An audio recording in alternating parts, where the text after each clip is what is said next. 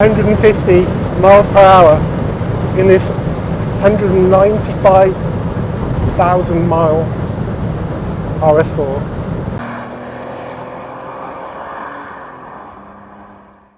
Hello and welcome back to the volkswizard channel, and welcome to the very first road trip of 2026, which should have actually been the last road trip of 2025, taking my B7 Audi RS4 Avant, which you can hopefully see behind us, back to where it was made at the Neckarsulm plant near Stuttgart, nearly 20 years and 195,000 miles ago. So it's done 315,000 kilometers. We've got about 850 miles to do in total, but we've done about 180 coming here to Eurotunnel, so we've got just over 600 to do over the other side of the channel. We're going to take it nice and easy because none of us are getting any younger, and the car definitely isn't. So we're going to stay in Brussels tonight, which means a 4-hour step, and then we're going to head to Neckarsulm tomorrow, which is just north of Stuttgart.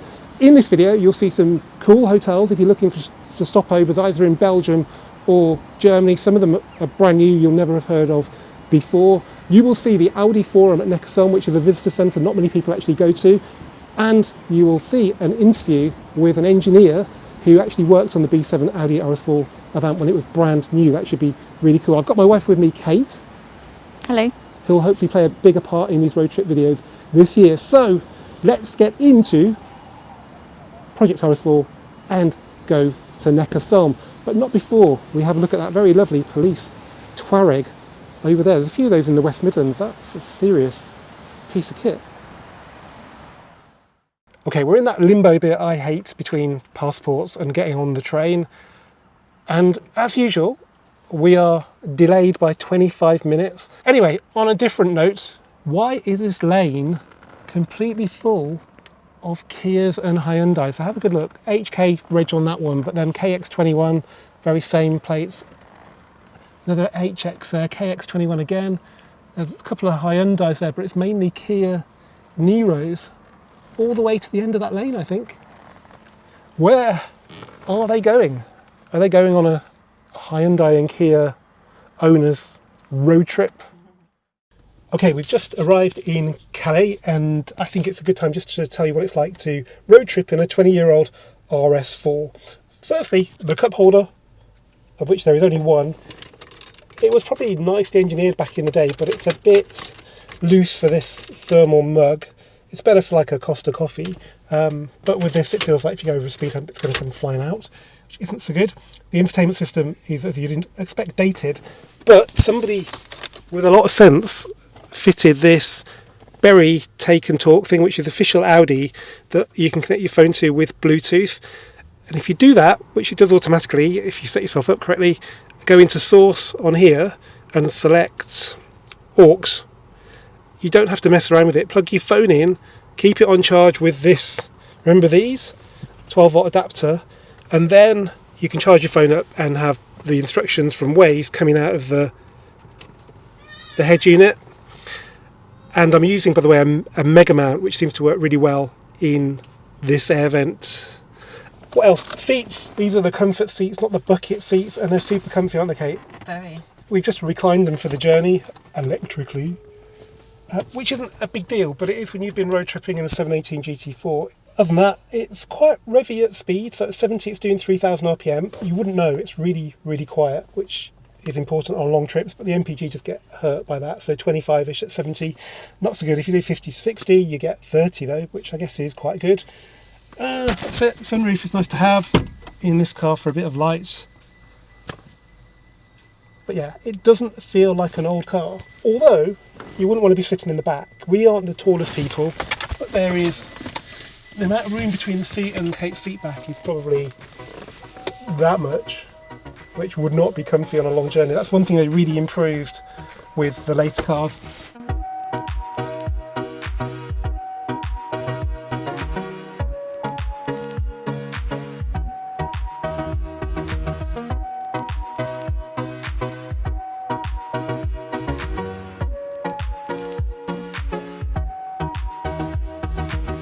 We are now cruising at the steady 81 miles an hour. We've got cruise control, which helps make this car feel a little bit more modern.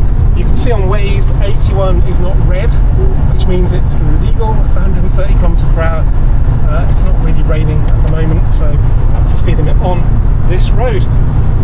It's not as relaxed as it could be though, because as the rev counter shows, we're doing a quite flighty 3,500 RPM at 80, but that's because this engine is normally aspirated and we don't have turbochargers, so you need the revs, and that equates to being in the power band at higher speeds, which obviously is important in a car that's been designed for the autobahn. So yeah, we've got 117 miles to go according to Waze to our just outside Brussels hotel, and even in this 20-year-old Audi it feels like a breeze. It's relaxing as having a massage, which we don't have on these seats. You need a later Audi for a massage, but they're still super comfy. And I could carry on driving for a lot longer, but we're not going to today. We're going to take it nice and easy.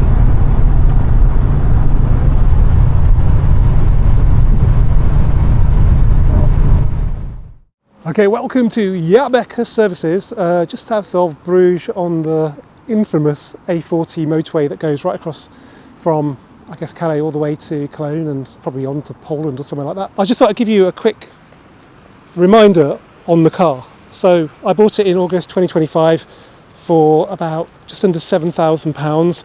It was a good car in that it had low owners, it was totally original paint, but cosmetically it was tatty, and also there were some mechanical issues that needed resolving. For a start, the owner had been driving it with the engine management light on because the inlet manifold flaps were playing up, and also the sump was porous. It's steel, it had rusted and oil was coming out of it very slowly, but it needed doing, and you couldn't get one at the time from Audi in UK, and you couldn't get it from Audi Tradition even, which is, they're only there to serve classic Audi owners, and they just supply is a bit on and off.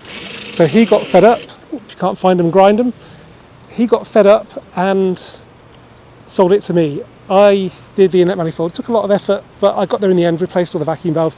It ran spot on. Still had the oil sump issues, so luckily stock became available. The bodywork was done at great expense. Well, not great expense. It cost about £3,000, which was okay. It's an okay job. It's not a concourse job by any means, but this car will never be that valuable because of the mileage, which is currently 195,000. It's in kilometres, 314,000 kilometres. It's still on winter tyres, which are okay. We need them officially to go in Germany. It's going to Germany at the moment, but it's not going to be that cold, so they're probably not ideal. Cherry black is an Audi 80 colour, and you can't really appreciate it in this light. I have rarely seen it in good enough light over the winter, because I've only really had it over the winter. Inside it's this sort of dark red as well, which is Audi exclusive as well. It doesn't seem to use any oil, which is weird, but the engine is a little bit younger than the mileage because it was replaced by Audi under warranty because of carbon build-up when it was on about 50, 60, so the engine's only about 130. You like it, don't you? Okay, we're just approaching our hotel for the first night, and we're just to the east of Brussels. So we've done the awful Brussels ring road. We've got that out of the way because tomorrow is a Monday, and I think this is it here. So it's called the Radisson Collection, the National Hotel, Brussels, and it's near a golf course. What do you think of the ramp? Yeah, the ramp angle. It's not bad. It's a transition off the ramp onto the flat bit that's important, and it's really well rounded. How would it be for GT4? Alright, I think. Let's let us in. Oh. They speed up so much. Well, welcome to room 231 of the Radisson Collection National Hotel on the east side of Brussels. €166, which is about 140 quid, I think, for the night here. We've got a twin room. This is, do you remember what room is it? Like a premium room or something? I think so. Yeah. With a view. Yeah, so we'll show you the view first. Some don't have them.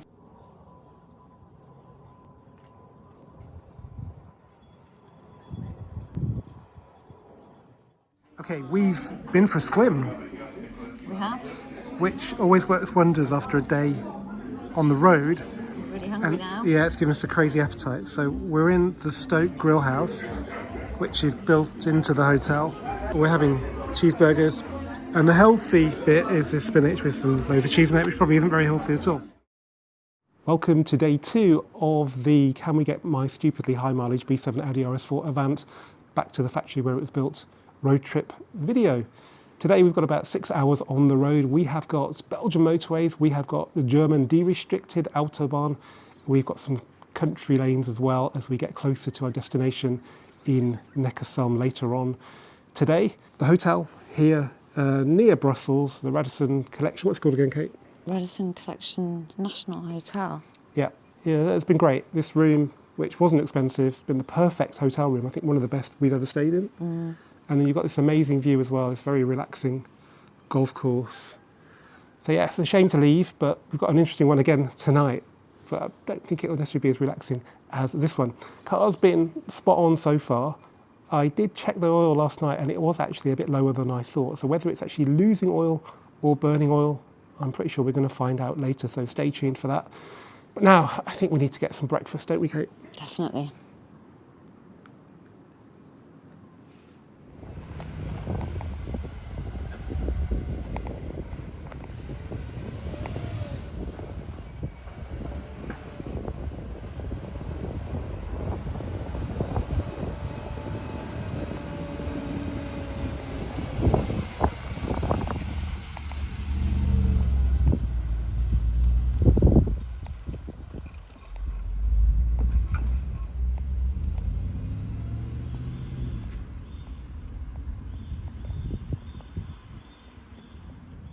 Just come into this bakery for some breakfasts, and there's some amazing stuff in here. Not many places open on a Monday, so we're kind of lucky this place is. And they do coffee as well, which isn't always the case in bakeries around here.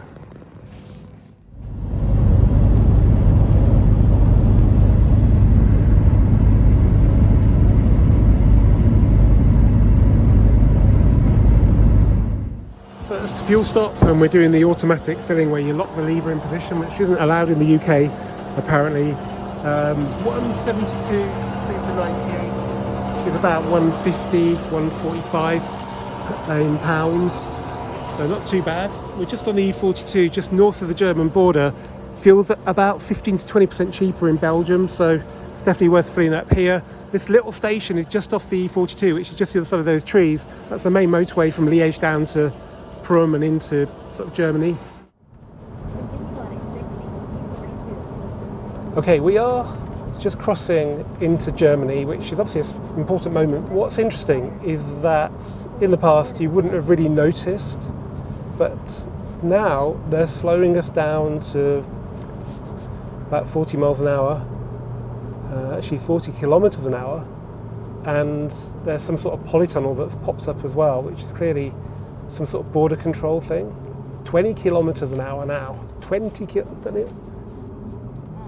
But this used to be an open border. We didn't even know, did we, when we came through in the past, that we'd crossed? The border buildings that they had there originally might be coming back into use. Yeah, but in the meantime, they've got this. But now they've got this. They call somebody over in a Roomster, Skoda Roomster. Polish car, Romanian car. Crashed cars. Okay, we're through then. We are in Germany for definite. But I don't think this is a de-restricted autobahn just yet. Okay, while we're stuck behind a couple of lorries on the E42, I thought I'd just tell you the route we've taken today, because it's not the route that navigation systems will necessarily recommend, at least not the top of the list. So we have gone from Brussels to Liège on the E40. At Liège, we've gone south to Verviers and Spa on the E42. This is a great, is it a motorway? Yeah, it is a motorway till it gets to the German border. Now it's a Bundesstrasse, which isn't that great. But this will become a de-restricted motorway in due course. That will take us to the A1 autobahn, which you'd think would be really busy, but it stops actually at the Vulcan Eifel region near the Nürburgring and starts again north of there. And as a result, it's not really that busy. So on a weekday today, when the lorries are on the motorways because they're not allowed to drive at weekends, this is a much more preferable route than the more obvious routes, although this is one of the downsides, but this will improve. And then we're going to get on the A6, which will start taking us east, and we'll get to the big intersection of motorways near Mannheim, and then we'll go straight on into Heidelberg. Now we could stay on the A6 and go to Heilbronn, Neckarsulm, but that's too easy and a bit boring as well. We're going to follow the River Neckar, at least for a bit, between Heidelberg and Neckarsulm, effectively cutting the corner, doing one side of a triangle, which should be really good. This car is designed to go fast on the autobahn, and it's designed to be driven fast on enjoyable roads. So we're going to do that. It's not just enough, you know, limping it back to the factory. It needs to be driven in the manner for which it was designed. So yeah, we're going to try and go well above 100 miles an hour in it. We're not going to go for the max speed in this car at this age of about 170 something miles an hour, but we're still going to push it. Hopefully go double the legal speed in the UK. You'll see that's perfectly safe. And also then when we get to Heidelberg, there should be some nice sort of country roads for us to enjoy.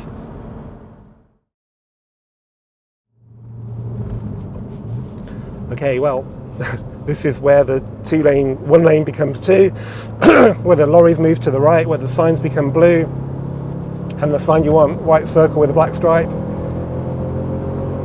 It's present and correct. So 7,000 RPM into fourth, foot hard down, bit of a hill, 110 already, into fifth. We've still got a gear to go, sunroof shut, there's a bit of wind noise, car feels super stable, 120, some traffic ahead. We're only on a 2-laner and it's a weekday, so inevitably we're going to get slow traffic in the left-hand lane. He's moving in. Put my headlights on, which aren't automatic, but they generally help. So there's traffic up ahead, but that's not a bad start, 120. Okay, the road's straightening up ahead, so we're going to go into fifth, because you need the revs to be high. We'll keep it in the left-hand lane, just because the right-hand surface is a bit scarred. Still at 120, foot hard down in fifth, 6,500 RPM, into sixth. Such a beautiful shift. Feels amazing. 150 on the clock. Kate says call time there. I'm quite happy with that. 150 miles per hour in this 195,000 mile RS4. And it wanted to do more. Kate didn't, but I don't blame her. That's all well and good going at like 150 miles an hour on the autobahn, but it's really hard to sustain that particularly safely. What it's much better for is sustaining high-ish speeds for quite a long time. So we've been cruising at over 100 miles an hour now.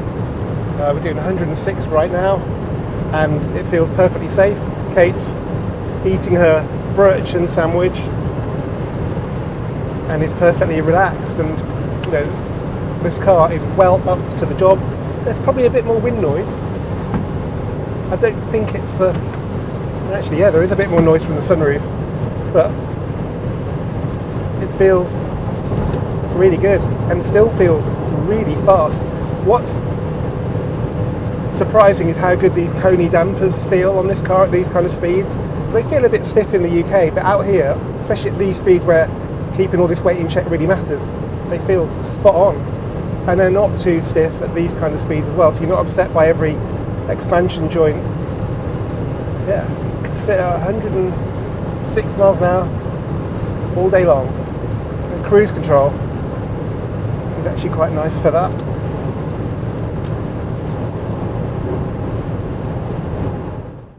Okay, it's 4:45 German time, and we're on the A6 autobahn between Heidelberg and Heilbronn, Neckarsulm. We're doing 102 miles an hour in the rush hour on a Monday afternoon. We've got a Mercedes behind us, probably wants us to get out of the way, but we're doing all right. I've decided to not do the country road bit today because we're running out of time. We need to get to the factory before it gets dark, really, for this video to work. And yeah, but I'm enjoying being on this road, the A6 autobahn, which is undoubtedly where this car was developed like probably 20 plus years ago, and it still feels really good today, amazingly good actually. It still feels quick. I knew this car was quick, probably because it's done a lot of miles and has loosened up. Although we'll have a look at the oil consumption when we get to the factory and see how much it's used. That's my only minor concern, but they were never that good. Anyway, let's forget about that for now. Probably got enough oil in it. Let's just squeeze that right pedal.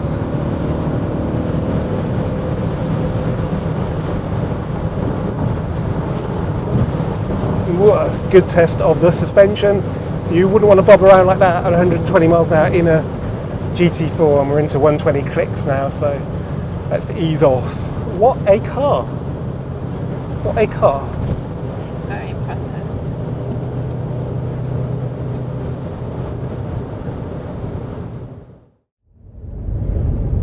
Exit right to AS36 Heilbronn, Unteresheim.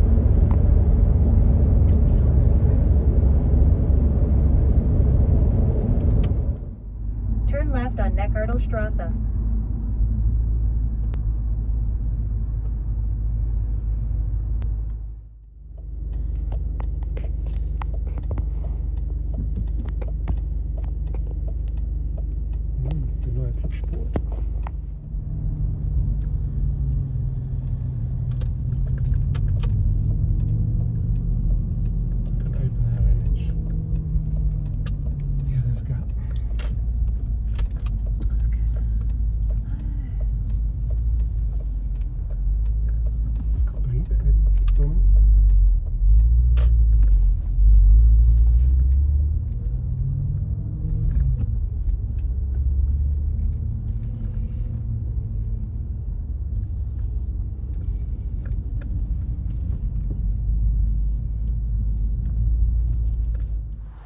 Okay, well, we made it to Neckarsulm in Project RS4 with 196,000 miles on the clock. It genuinely hasn't missed a beat on this journey, has it, Kate? No, it's been absolutely amazing, really comfortable, a joy to be a passenger in. But I haven't VAG-commed it or checked the oil yet, but I'm pretty sure it's fine. We've had no warning lights. It's been spectacular, whether it's been doing 150 miles an hour on the autobahn or getting stuck in traffic, which again is another feature of the autobahn. But this isn't the end of the video, because tomorrow we're going to take you into Audi Forum Neckarsulm. This isn't just a factory, this is a visitor centre you guys can visit if you're crossing Germany. It's just north of Stuttgart, it's really easy to get to, and it's a good alternative if you get a bit bored of the Porsche Museum, which is about 45 minutes down the road. We've also got an interview with one of the engineers who worked on the B7 RS4 all those years ago, who will tell us loads of things we never knew about the car, all being well. But tonight we have another hotel, which again will be useful to you guys if you're on a road trip. So let's get back in the RS4 and let's show you where we're staying. Okay, we are now heading to our hotel on a motorway I honestly can't remember the number of, but it goes between Heilbronn and Stuttgart, and it's de-restricted. And that's really important because it links the Audi factory and the Porsche factory, and there was one car that linked those two factories, the RS2, and that car was designed for the autobahn. And you can 100% guarantee that when that car was being developed, maybe as a mule dressed to the normal Audi 80, it was floored down this motorway to test it out. Maybe they were just commuting the engineers back home to Stuttgart, whatever, but it would have been doing this right here.